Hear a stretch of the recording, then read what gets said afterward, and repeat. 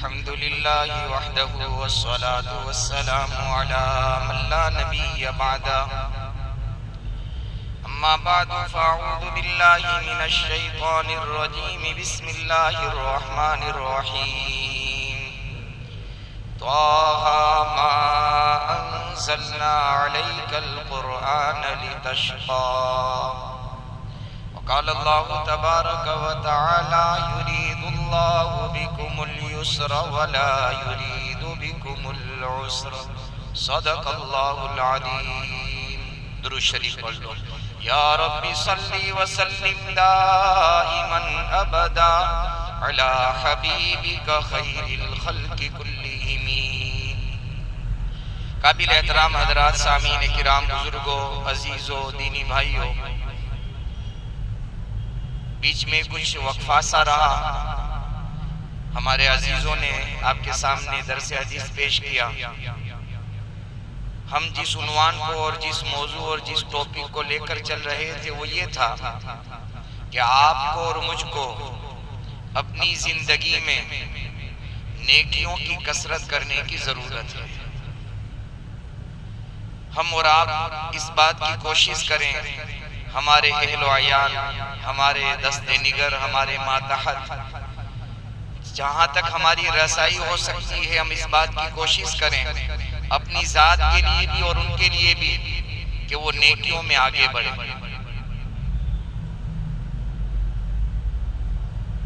یہ بات میں نے آپ کی خدمت میں عرض کی تھی کہ اللہ کو راضی کرنا بہت آسان ہے. اتنا آسان، اتنا آسان، اتنا آسان. ایک روٹھی ہوئی اولاد، ناراض ہوئی اولاد، اس کو راضی کرنا بہت مشکل ہے. اس سے زیادہ آسان ہے میرے اللہ کو راضی کرنا. میرا اللہ تو اس حال میں راضی ہو جاتا ہے کہ بندہ اپنے گھر میں اطمینان سے، سکون سے، چین سے کھانا کھا رہا ہو، لذت کے ساتھ کھا رہا ہو، اور اس لذت کے درمیان میں اتنا کہہ دے الحمدللہ میرے اللہ تیری تعریف ہے، میرا اللہ اس سے بھی راضی ہو جاتا ہے. کہاں ملے گا ایسا دھرم، کہاں ملے گا ایسا مذہب، کہاں ملیں گے ایسے اللہ، کہاں ملیں گے ایسے نبی محمد الرسول اللہ صلی اللہ علیہ وسلم جس نے یہ راستہ بتایا ہے. اس لیے ہرگز یہ نہ سوچیں کہ میں زیادہ مجاہدے کروں گا، زیادہ محنتیں اٹھاؤں گا، زیادہ مشقتیں برداشت کروں گا تو میرا اللہ مجھے ملے گا. ایسا نہیں ہے. اس لیے میں نے وہ روایت آپ کی خدمت میں عرض کی تھی کہ ایک اللہ کے بندے نے راستے میں ایک درخت کی ٹہنی بیچ میں انسانوں کو تکلیف دے رہی تھی. کسی اللہ کے بندے کے دل میں بات آئی، اس کو کاٹ کر کنارے لگا دیا. میرے محبوب محمد الرسول اللہ صلی اللہ علیہ وسلم فرماتے ہیں کہ اس ٹہنی کے کاٹنے کی وجہ سے میں نے جنت میں اس کو دیکھا. کوشش کریں. اس کے بعد میں نے یہ عرض کیا تھا کہ اللہ تک پہنچنے کے بہت سارے راستے ہیں، لیکن ایک بات پھر سے میں آپ کے سامنے دوہرا رہا ہوں، آپ کے لیے بھی، میری اپنی ذات کے لیے بھی، کہ عبادات کے معاملے میں درمیانہ روی، اعتدال، بیلنس، بیچ کی چال چلی. یہ میں نے عرض کیا تھا، آپ کو پتا ہوگا. اور اللہ کے حبیب صلی اللہ علیہ وسلم نے اسی کو پسند کیا ہے. اسی عنوان اور اسی مناسبت سے حدیث پاک میں ایک واقعہ، ایک صحابی ہیں عبداللہ بن عمرو بن عاص رضی اللہ تعالیٰ عنہ. عمرو بن عاص رضی اللہ تعالیٰ عنہ بہت اونچے درجے کے صحابی ہیں. ان کے بیٹے ہیں عبداللہ رضی اللہ تعالیٰ عنہ. نبی کریم صلی اللہ علیہ وسلم نے ایک مرتبہ ان سے پوچھا، عبداللہ میں نے سنا ہے کہ تم نے یہ نیت کی ہے، تم نے یہ ارادہ کیا ہے اور تم نے اپنی ذات پر اس بات کو لازم کیا ہے کہ ہمیشہ روزہ رکھوں گا، صحیح ہے؟ تو کہ ہاں یا رسول اللہ میں نے اس بات کی نیت کی ہے، میں نے اپنے اوپر اس کو ضروری قرار دیا، لازم قرار دیا، میں ہمیشہ روزے سے رہوں گا. پھر پوچھا، عبداللہ میں نے یہ سنا ہے کہ تو نے اس بات کی نیت کی ہے کہ ہمیشہ رات بھر عبادت میں اپنی زندگی بسر کرے گا. تو کہ ہاں میں نے اس کی بھی نیت کی. میرے محبوب صلی اللہ علیہ وسلم نے فرمایا، عبداللہ ایسا نہ کر، دقت اور مشکلات میں آ جائے گا، پریشانی میں مبتلا ہو جائے گا. دوسری روایت یہی روایت میں دوسرے الفاظ ہیں، اس میں یہ ہے کہ نبی کریم صلی اللہ علیہ وسلم کے پاس ان کے والد عمرو ابن عاص آئے رضی اللہ تعالیٰ اور کہا یا رسول اللہ صلی اللہ علیہ وسلم مجھے میرے بیٹے کا یہ حال معلوم ہوا ہے۔ حال کیسے معلوم ہوا؟ تو حدیث پاک میں آیا ہے کہ ان کے والد عمرو ابن عاص رضی اللہ تعالیٰ عنہ نے حضرت عبداللہ کا نکاح بڑے شریف گھرانے میں شریف خاتون کے ساتھ کیا تھا۔ تو ایک مرتبہ ابن عاص رضی اللہ تعالیٰ عنہ نے اپنی بہو سے اپنے بیٹے کا حال معلوم کیا، پوچھا میرے بیٹے عبداللہ کا حال تیرے ساتھ کیا ہے، کیا کارگزاری ہے، کیسا رہن سہن ہے، کیسا برتاؤ ہے۔ علماء نے ایک نکتہ لکھا ہے کہ باپ کو چاہیے کہ اپنی اولاد کے نکاح کے بعد وہ جانے، اس کا کام جانے، وہ جیے اس کی زندگی کے ساتھ، ایسا نہیں ہونا چاہیے۔ سسر کو چاہیے کہ اپنی بہو کے ذریعے سے اپنے بیٹے کا حال معلوم کرتا رہے۔ وہ تو واقعہ بھی ہمارے سامنے سیدنا ابراہیم خلیل اللہ علیہ السلام، یہ تو مجھے اچانک یاد آ گیا، مولانا ابراہیم صاحب کو دیکھا تو مجھے یاد آ گیا۔ حقیقت یہ ہے کہ واقعہ مجھے اس سے پہلے میں نے بیان کیا تھا، مولانا سے بھی میں نے سنا تھا، میں نے بھی بہرحال تو حضرت ابراہیم علیہ السلام گئے تھے جب وادی ذی زرع میں اپنی حضرت ابراہیم کو حضرت اسماعیل کو چھوڑ کر آئے تھے۔ لمبی مدت کے بعد اللہ نے اجازت دی تھی جاؤ اپنے بیٹے کا حال تم معلوم کر سکتے ہو۔ تو بہو سے پوچھا بیٹے کا حال کیا ہے اور تمہارا حال کیا ہے؟ تو بہو نے شکایت شروع کر دی تھی۔ یہاں دیکھو حضرت عبداللہ بن عمرو بن عاص رضی اللہ تعالیٰ عنہ نے حضرت عمرو بن عاص نے اپنی بہو سے پوچھا عبداللہ کا کیا حال ہے تمہارے ساتھ؟ کچھ خاتون ایسی ہوتی ہے جو شریفانہ انداز میں، مہذب انداز میں، بہترین انداز میں اپنے شوہر کا حال بیان کرتے ہیں۔ فرمایا اپنے سسر سے کہ عبداللہ آدمیوں میں بڑے نیک آدمی ہیں۔ کیا فرمایا؟ آدمیوں میں بڑے نیک آدمی ہیں، دن بھر روزہ رکھتے ہیں، رات بھر نمازیں پڑھتے ہیں، جب سے ہمارا بیاہ ہوا ہے کبھی میرے بستر پر نہیں آئے۔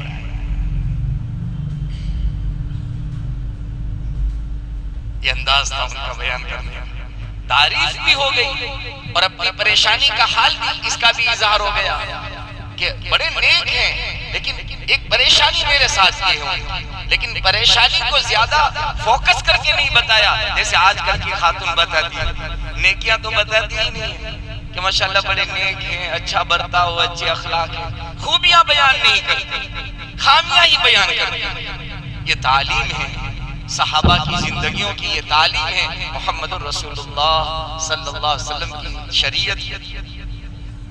تو روایت میں ایک طرف یہ بھی آیا ہے کہ جب ان کے والد محترم کو پتا چلا عمرو بن عاص رضی اللہ تعالیٰ عنہ کو، تو بعض مرتبہ مصلحت یہ ہوتی ہے، حکمت یہ ہوتی ہے کہ ڈائریکٹ براہ راست باپ اپنے بیٹے کو نہیں کہتا ہے، دیکھتا ہے کہ کسی بڑے آدمی کے ذریعے سے یہ پیغام پہنچایا جائے۔ ہمارے یہاں بھی یہ ہوتا ہے، کبھی اولاد کی تربیت کرنی ہو، اصلاح کرنی ہو، کوئی اچھی بات ان کو سمجھانی ہو تو بڑے آدمی کو کہا جاتا ہے ذرا میرے بیٹے سے ملاقات ہو تو اس کی خیر خبر احوال لے کر کے ذرا اس کو ایک اصلاح کی بات یہ بتا دیں۔ عمرو بن عاص رضی اللہ تعالیٰ عنہ میرے آقا محمد رسول اللہ صلی اللہ علیہ وسلم کے پاس تشریف لے گئے، کہا یا نبی اللہ صلی اللہ علیہ وسلم میرے بیٹے عبداللہ کا یہ حال ہے، ذرا اس کی اصلاح ہو۔ تو روایت میں آتا ہے حضرت عبداللہ فرماتے ہیں کہ مجھے نبی کریم صلی اللہ علیہ وسلم نے بلایا اور اس طرح سے مجھے کہا کہ میرے تیرے بارے میں یہ سنا ہے، ایسا ہے؟ تو کہ ہاں ایسا ہی ہے۔ تو کہ عبداللہ ایسا نہ کر، عبداللہ ایسا نہ کر، ایسا کر لے کہ جو روزانہ تو روزہ رکھتا ہے، روزانہ تیرا حال روزے کے ساتھ ہوتا ہے، ایسا کر لے مہینے میں 3 دن روزے رکھ لے، ایام بیز یہ جو نبی کریم صلی اللہ علیہ وسلم کی سنت مبارکہ ہے۔ اللہ مجھے بھی اس کی عمل کی توفیق عطا فرمائے۔ پہلے ایک مرتبہ میں نے آپ سے کہا تھا ہمیشہ زندگی میں کوشش آپ بھی کرو، میں بھی کروں، ایک سنت آپ کی زندگی میں ہمیشہ کبھی نہ کبھی اس پر ضرور عمل ہو جائے، اس پر ہونا تو یہ چاہیے، اس پر پابندی ہونا تو یہ چاہیے، لیکن کبھی زندگی میں ہم ایسی زندگی گزار کر جائیں کہ میرے محبوب کا کوئی طریقہ میری زندگی کے اندر ایسا نہ ہو کبھی چھوٹ گیا۔ اللہ کے حبیب کی ادا اللہ کو بہت پسند ہے، بہرحال کہا کہ عبداللہ مہینے کے اندر 3 دن روزے رکھ لیا کرو. کہا یا رسول اللہ صلی اللہ علیہ وسلم میں اس سے زیادہ کی طاقت رکھتا ہوں. تو کہ ایسا کر لو کہ 1 دن روزہ رکھو، 2 دن اس کو ناگا کر لو، افطار کر لو، چھوڑ دو. تو پھر انہوں نے کہا کہ اللہ کے حبیب اس سے زیادہ مجھے اللہ نے طاقت دی ہے روزہ رکھنے. تو کہا کیوں ایسا نہ کر لے تو کہ صوم داؤد رکھ لے، یعنی 1 دن روزہ 1 دن افطار. آج روزہ کل چھوڑ دے، پھر پرسوں روزہ رکھ، پھر 1 دن چھوڑ دے. اور آپ نے فرمایا، بخاری شریف کی روایت کے الفاظ کا خلاصہ ہے، اللہ کے حبیب صلی اللہ علیہ وسلم نے فرمایا اس سے افضل روزے کی ترتیب کوئی نہیں ہے، صوم داؤد سے افضل کوئی روزہ نہیں. بہرحال تو عبداللہ ابن عمرو ابن عاص رضی اللہ تعالیٰ نے کہا ٹھیک ہے یا نبی اللہ، روزے میں ایسا کر لوں. تو کہ رات کی عبادت کا حال تو کہ کبھی سو جایا اگر تھوڑی دیر، پھر تھوڑی دیر اٹھ کر کے اللہ کے سامنے آہوزاری راز و نیاز کر اللہ کے سامنے کھڑے ہو جاؤ. جیسے اللہ کے حبیب کے بارے میں نے آپ کو اس سے پہلے بتایا تھا کہ 3 صحابہ نے کہا تھا میں یہ کروں گا، میں کبھی روزہ کبھی افطاری، روزہ ہمیشہ روزے سے. کسی نے کہا میں نکاح نہیں کروں گا. تو آپ نے کیا فرمایا؟ میں اللہ کا نبی ہوں، سب سے زیادہ تقوی والا، سب سے زیادہ اللہ کی خشیت میری زندگی میں میں روزہ ہوں، افطار بھی کرتا ہوں، میں رات میں عبادت بھی کرتا ہوں، رات میں سوتا بھی ہوں، اور میں نے متعدد بیویوں سے میرا نکاح بھی ہوا. بہرحال تو کہا کہ رات میں سو جایا کرو، آخری رات میں اللہ کے سامنے اٹھ جایا کرو. اللہ ہمیں توفیق عطا فرمائے. میرے بزرگوں، سردی کی راتیں کتنا ہم سوئیں گے، اور کبھی یہ دل میں لے کر سو کہ سونے کے دن تو میرے اور آپ کے قبر کے ہیں، سونے کے دن تو میرے اور آپ کے قبر کے ہیں. اللہ کرے یہ رات کبھی ہماری تنہائیوں میں، اندھیریوں میں کوئی نہ ہو. سارا گھر ہونا تو یہ چاہیے تھا ہم اپنے گھر والوں کو بھی اٹھائیں، اپنے گھر والوں کو بھی بیدار کریں. لیکن اگر کوئی نہیں اٹھا ہے یا نہیں اٹھتا ہے تو کم سے کم میں تو اٹھ جاؤں. میں ہوں، میرا اللہ ہو. ساری دنیا سو رہی ہو، دنیا کا پیدا کرنے والا جاگ کر ہمارا انتظار کر رہا ہو. بہرحال تو کہا کہ کبھی سو جاؤ اور پھر آخری رات میں اللہ کے سامنے اٹھ جاؤ تھوڑی دیر کے بعد. ایسا کر لیا کرو. عبداللہ عمرو ابن عاص رضی اللہ تعالیٰ کہ یا نبی اللہ ایسا کرو. ایک روایت کے الفاظ اور ایک ہے، روایت کے اندر یہ بھی آتا ہے کہ آپ نے یہ بھی پوچھا عبداللہ میں نے سنا ہے روزانہ رات میں قرآن ختم کرتے ہو. تو کہ اللہ کے نبی ایسا بھی کرتا ہوں. تو کہ ایسا نہ کرو، 20 دن میں مہینے میں ختم کرو. تو کہ میں اس سے زیادہ طاقت رکھتا ہوں. تو کہ 20 دن میں ختم کرو. یا نبی اللہ اس سے زیادہ میری طاقت ہے کہ میں قرآن کی تلاوت کر سکتا ہوں. تو کہا عبداللہ 7 دن میں قرآن ختم کرو. 7 منزلیں ہیں نا قرآن کی، روزانہ 1 منزل. اکثر صحابہ کرام رضی اللہ تعالی عنہ مجمعین کا حال یہ تھا، اکثر صحابہ کا، کہ وہ روزانہ 1 منزل کی تلاوت کرتے تھے. اور میرا اور آپ کا حال سال میں بھی ختم نہیں ہوتا سوائے رمضان کے. اللہ ہمیں تلاوت قرآن کی توفیق نصیب فرمائے. بہرحال میں عرض یہ کر رہا تھا کہ اللہ کے حبیب صلی اللہ علیہ وسلم نے ان کے والد عمرو ابن عاص سے کہا تو پتہ یہ چلا کہ بھئی ہم اپنی اولاد کی شادی کے بعد بھی نگرانی کریں. یہ آج ایسا نہیں ہوتا ہے، پوچھتے تک نہیں ہے کیا زندگی کیا ہو رہا ہے، اور بہو بیچاری بتاتی نہیں ہے. واقعہ سناؤں گا تو آپ کو عجیب محسوس ہوگا. جیسے حالات بس اپنی زندگی وہ چھوڑ دیا ان کو اپنے حال پر. ایسا نہیں ہونا چاہیے. ہم سسر ہیں، کسی کی بیٹی کو اپنے گھر اپنے بیٹے کے لیے لائے ہیں، اس کے ساتھ کیا گزر رہی ہے، کیا حال ہے، ان کی زندگی معاشرے کا دن اور رات کیسے ان کے کٹتے ہیں. بہرحال تو عبداللہ ابن عمرو ابن عاص رضی اللہ تعالیٰ نے یہ ساری باتیں منظور کر لی. نبی کریم صلی اللہ علیہ وسلم کے سامنے کہا کہ میں رات میں سوؤں گا، تھوڑی دیر کے بعد پھر عبادت کے لیے کھڑا ہو جاؤں گا. اور کہا کہ میں 1 دن روزہ رکھوں گا، 1 دن افطار کروں گا. جب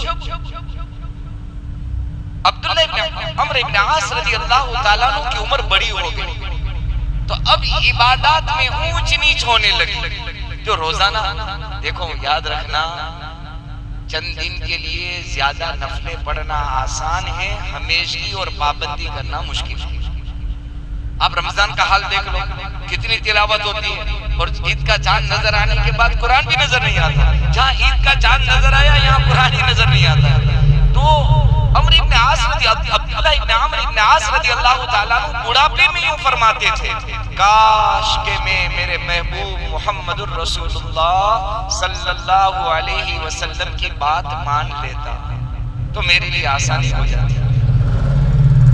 علماء نے ایک بات عجیب لکھی ہے، مفتی احمد صاحب خانپوری دامت برکاتہ العالیہ نے لکھی ہے اسی کتاب میں کہ عمرو ابن عاص رضی اللہ تعالیٰ عنہ نے ایسا کیوں کہا کہ میرے لیے آسانی ہو جاتی میں بات مان لیتا؟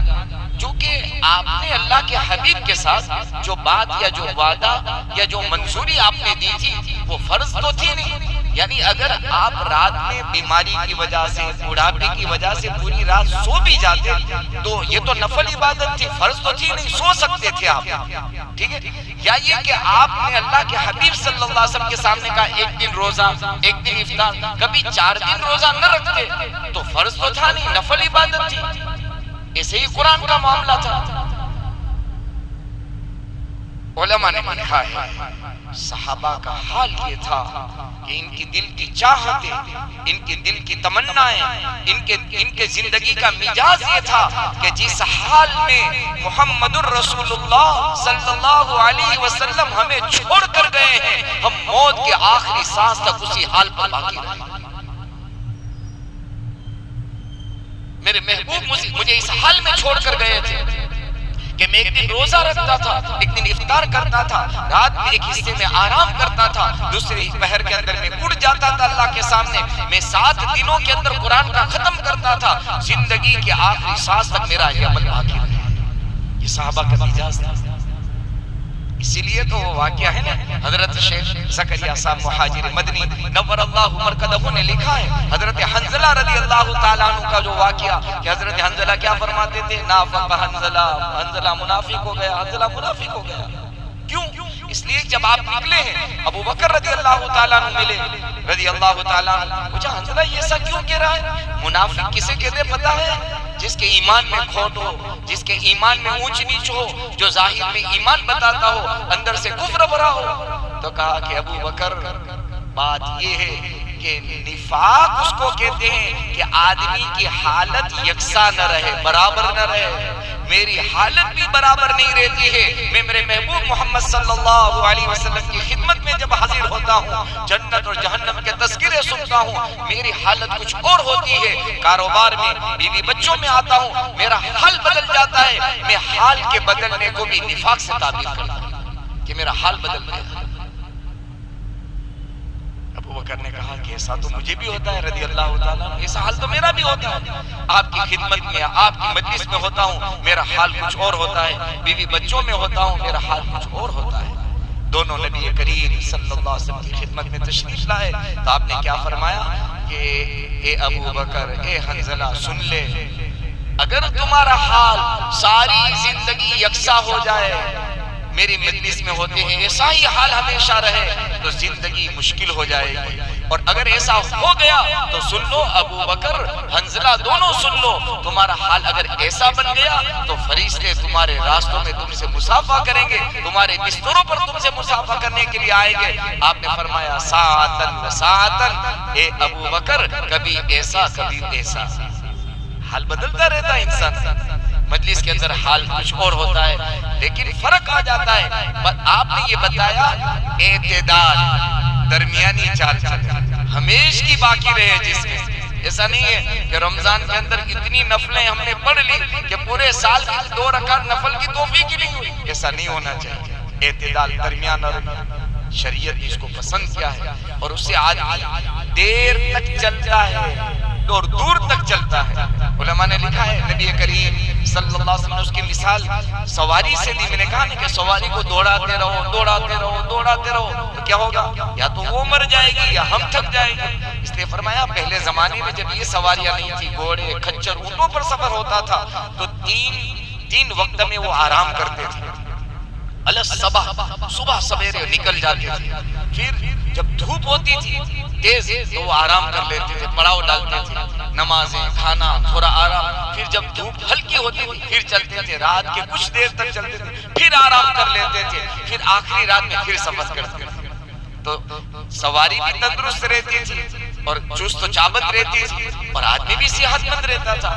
جیسے ہمارے دنیا کے یہ معاملات ہیں ایسے روحانی معاملات عبادت کے معاملات کے اندر ایسا کرنا چاہیے، درمیانہ رکھیں۔ دوسری بات، ایک دوسری روایت ہے عبداللہ ابن عباس رضی اللہ تعالیٰ عنہ کی روایت ہے، وہ فرماتے ہیں کہ مرتبہ نبی کریم صلی اللہ علیہ وسلم خطبہ دے رہے تھے، ایک صحاب کو دیکھا کہ وہ دھوپ میں کھڑا ہے، پوچھا یہ کون ہے اور یہ کیوں کھڑا ہے؟ تو صحابہ نے جواب دیا ابو اسرائیل ہے یہ دھوپ میں کیوں کھڑا ہے؟ تو فرمایا کہ اس نے 3 منتیں مانی۔ کتنی منتیں؟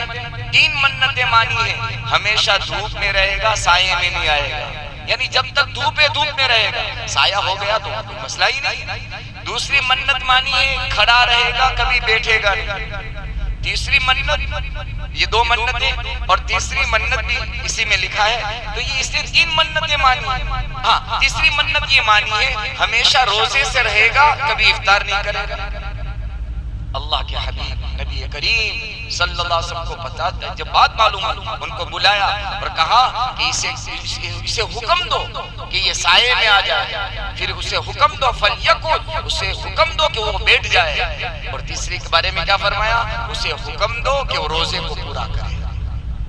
علماء نے عجیب بات کی، عجیب بات کی۔ اس سے پہلے میں نے آپ کو بتایا تھا کہ میں نے ہمارے یعنی مسلمانوں میں، ایمان والوں میں، نبی سے عشق و محبت کا دعویٰ کرنے والوں میں آقا کی شریعت پر کیا کیسے چلا جائے، اور نبی کریم صلی اللہ علیہ وسلم نے کتنی آسان طریق اور راستہ ہمیں بتایا ہے۔ دیکھو یاد رکھنا، اسلام ہے نا دین فطرت۔ کیا ہے دین فطرت؟ دین فطرت کا مطلب یہ ہے کہ جو تقاضے انسان کے پیدا ہونے سے موت تک آسانی کے ساتھ انسان کر سکتا تھا، اللہ نے اسی کو دین بنایا ہے۔ جو کر سکتا تھا آسانی کے ساتھ اسی کو دین بنا کر اللہ نے پیش کیا ہے، اور اس کا ہمیں اللہ نے مکلف کیا ہے۔ بہرحال علماء نے ایک بات لکھی ہے اس وقت کہ منت اسی قبیل سے مانی جائے۔ ہمارے یہاں نظر منت کے مسئلے بڑے ٹیڑے ہیں، بڑے ٹیڑے ہیں۔ آدمی عبادت سمجھ کر منت مانتا ہے، عبادت سمجھ کر نظر مانتا ہے۔ شریعت کی نظر کے اندر ہرگز وہ منت اور ہرگز وہ کیا کہتے ہیں نظر نہیں ہے، منت نہیں ہے۔ اس نے منت مانی تھی سائے میں رہے گا، دھوپ میں رہے گا، سائے میں نہیں رہے گا، کھڑا رہے گا، کبھی نہیں بیٹھے گا۔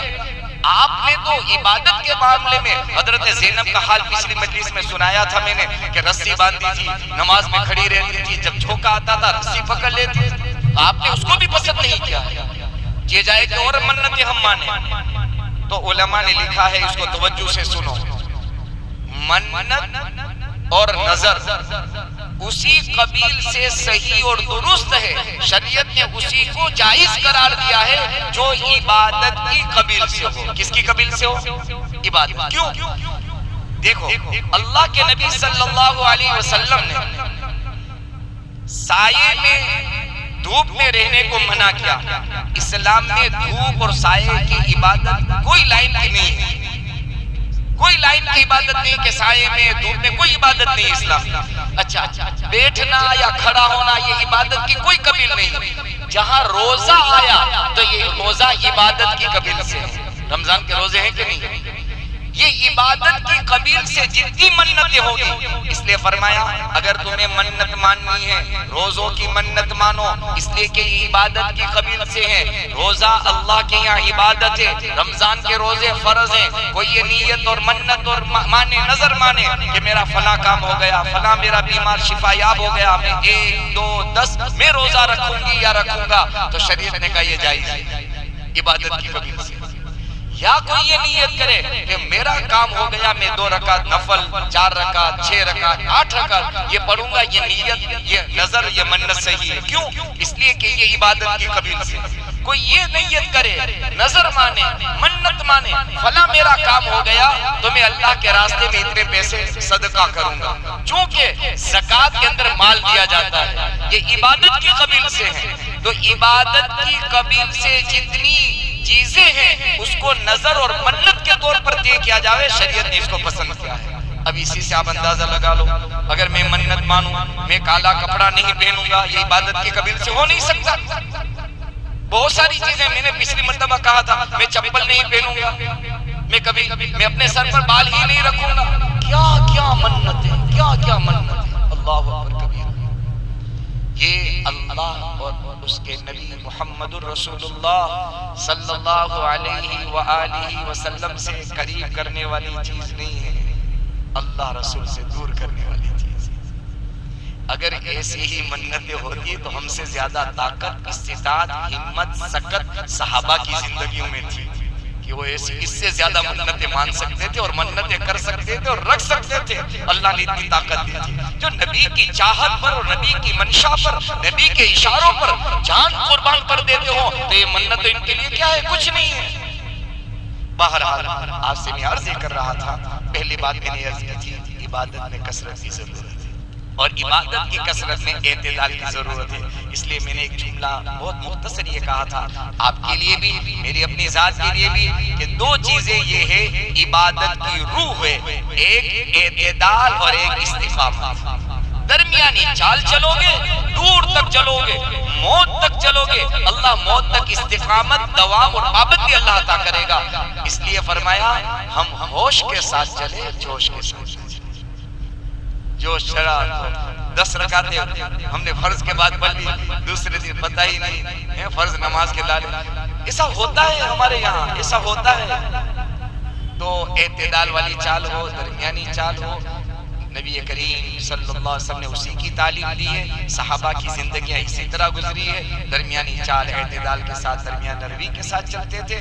اللہ سے دعا ہے، محتاج میں بھی ہوں، آپ بھی، ہم سب، اللہ تعالی ہمیں استقامت اور دوام اور پابندی کی اللہ نے توفیق نصیب فرمائے، آمین۔ وآخر دعوانا الحمدللہ رب العالمین، سبحان اللہ وبحمدہ، سبحانک اللہم وبحمدک، نشہد ان لا الہ الا انت، نستغفرک ونتوب الیک، سبحان ربک رب العزت عما یصفون، وسلام علی المرسلین، والحمدللہ رب العالمین، برحمتک۔